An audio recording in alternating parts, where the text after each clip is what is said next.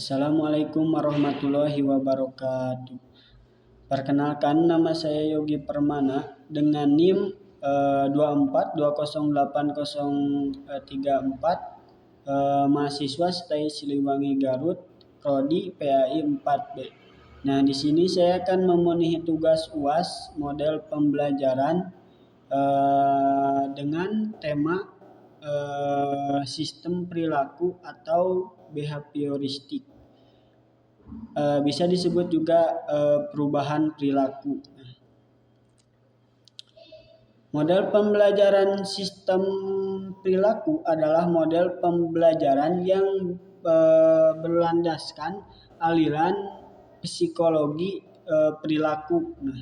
Pandangan utamanya adalah belajar merupakan perubahan perilaku yang diamati, diukur, dan dinilai secara nyata. Perubahan ini terbentuk dari hubungan yang terjalin secara terus-menerus antara tiga unsur utama. Yang pertama ada stimulus. Segala rangsangan, materi, perintah atau situasi yang diberikan guru kepada siswa. Itu yang pertama, stimulus. Yang kedua ada respons.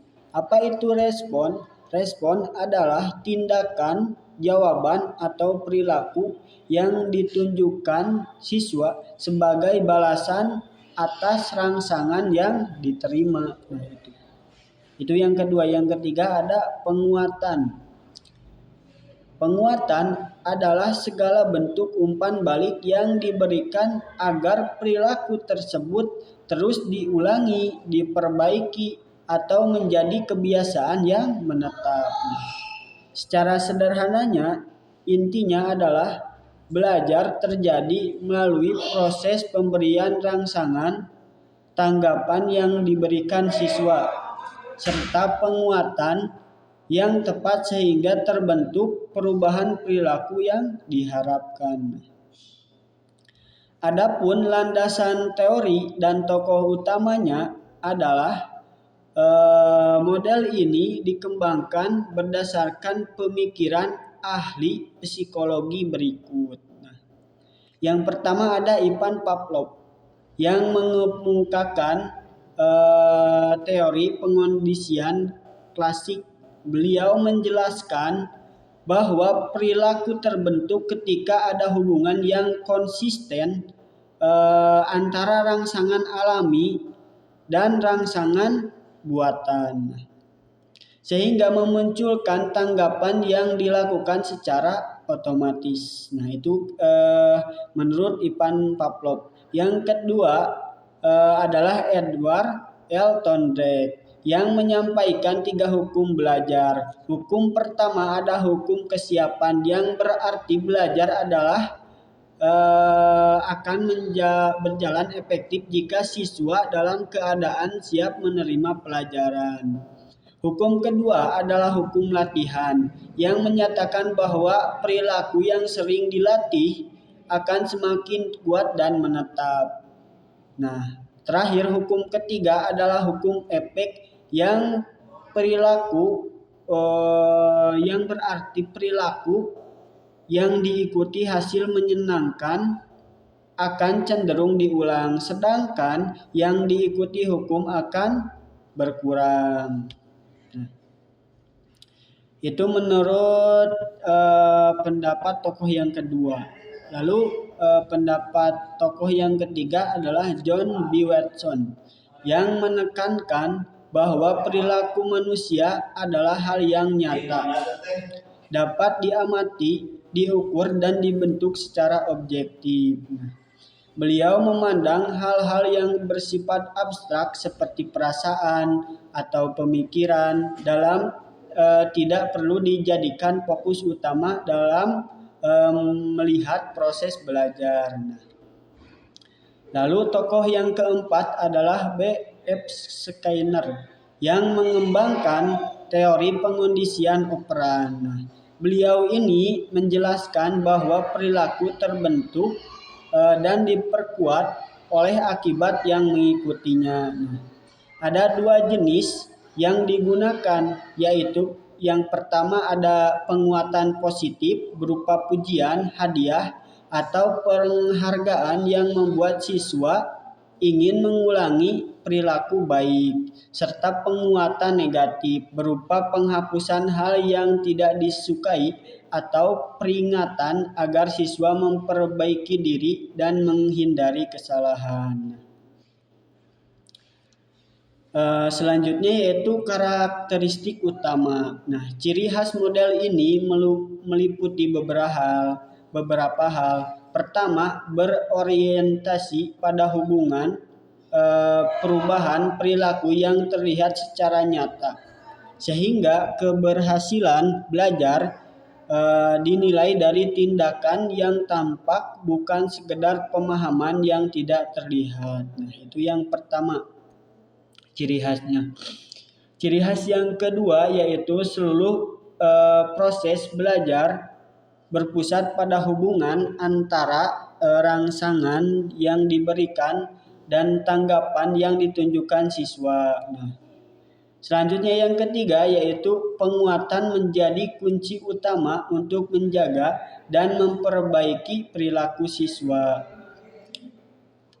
Yang keempat, sangat menekankan pada latihan dan pembiasaan yang dilakukan berulang-ulang hingga menjadi kebiasaan. Kelima, hasil belajar dapat diamati dan diukur secara objektif dengan standar yang jelas. Keenam, guru berperan sangat aktif sebagai pihak yang merencanakan, mengatur, dan mengarahkan seluruh jalannya pembelajaran. Adapun tujuan pembelajaran dari metode ini, penerapan model ini bertujuan untuk membentuk kebiasaan belajar yang baik, seperti melatih siswa belajar secara teratur, rajin, dan tertib. Nah, selain itu juga bertujuan meningkatkan kedisiplinan siswa agar terbiasa mengikuti aturan. Nah, menyelesaikan tugas yang tepat waktu dan bertindak sesuai norma yang berlaku. Tujuan selanjutnya adalah mengembangkan keterampilan dasar siswa seperti kemampuan membaca, menulis, berhitung, atau keterampilan teknis yang membutuhkan ketelitian dan latihan rutin. Nah, terakhir, untuk membentuk sikap positif sekaligus meningkatkan motivasi belajar siswa sehingga tumbuh rasa percaya diri dan sikap menghargai prestasi. Selanjutnya ada langkah-langkah pembelajaran. Proses pembelajaran dilakukan secara berurutan. Nah, langkah pertama adalah menentukan dulu tujuan pembelajarannya gitu. Di mana guru menetapkan secara jelas perilaku atau kemampuan spesifik yang harus dimiliki siswa setelah kegiatan selesai. Langkah kedua adalah menyusun dulu stimulus. Yaitu guru menyampaikan dulu materi seperti memberikan penjelasan, tugas, atau contoh yang menjadi rangsangan bagi siswa.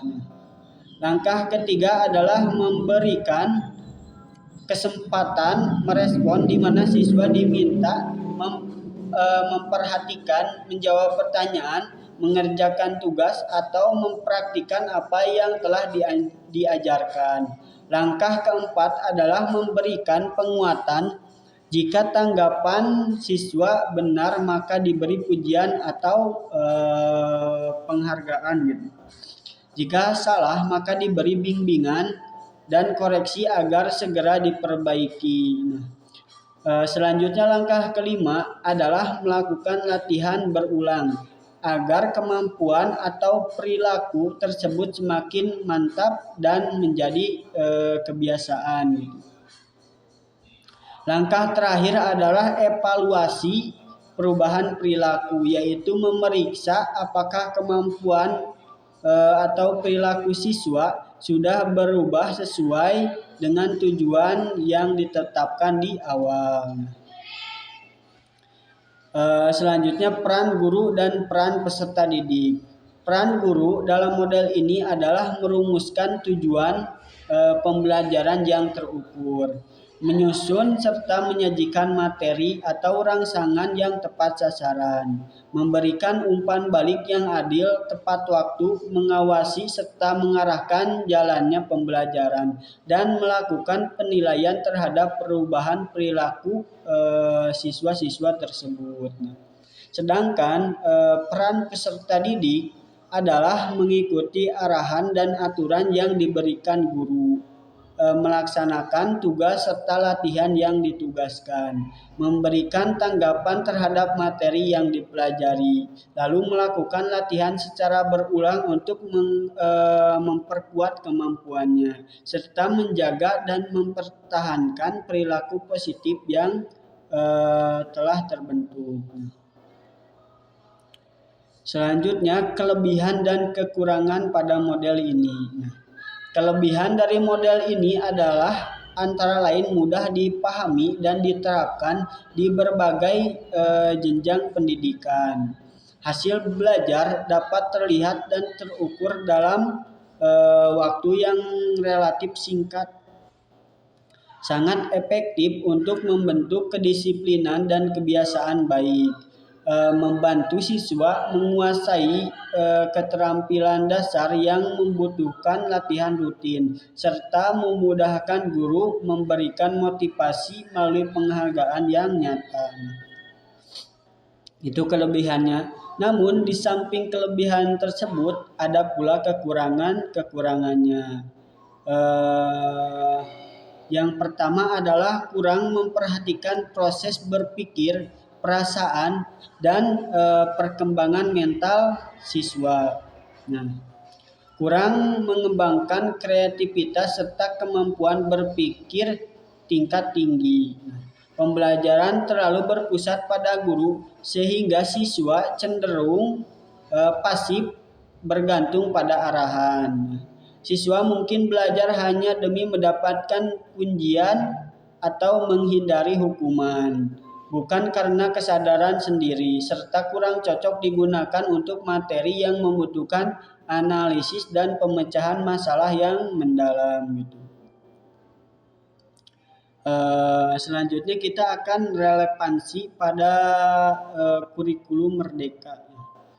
Meskipun termasuk model yang sudah lama dikenal, sistem perilaku tetap memiliki peran penting pada kurikulum Merdeka.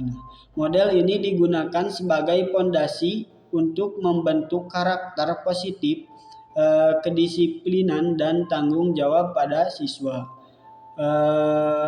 Proses penguatan positif yang digunakan juga sangat sejalan dengan upaya pendidikan karakter yang menjadi prioritas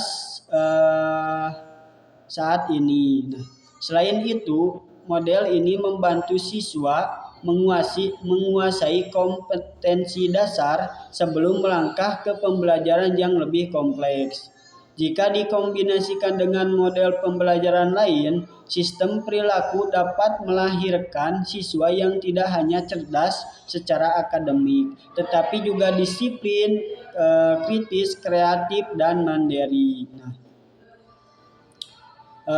Pembahasan tersebut mari kita simpulkan. Secara keseluruhan, model pembelajaran sistem perilaku memandang bahwa belajar adalah perubahan perilaku yang dibentuk melalui hubungan, rangsangan, dan tanggapan, serta diperkuat dengan penghargaan atau koreksi yang tepat. Model ini sangat efektif untuk membangun disiplin dan kebiasaan belajar yang baik. Namun, tetap perlu dikombinasikan dengan metode lain agar perkembangan berpikir dan kreativitas siswa tetap terjaga secara seimbang. Mungkin sekian yang dapat saya pahami. Mohon maaf bila banyak kesalahan atau kekeliruan. Terima kasih. Assalamualaikum warahmatullahi wabarakatuh.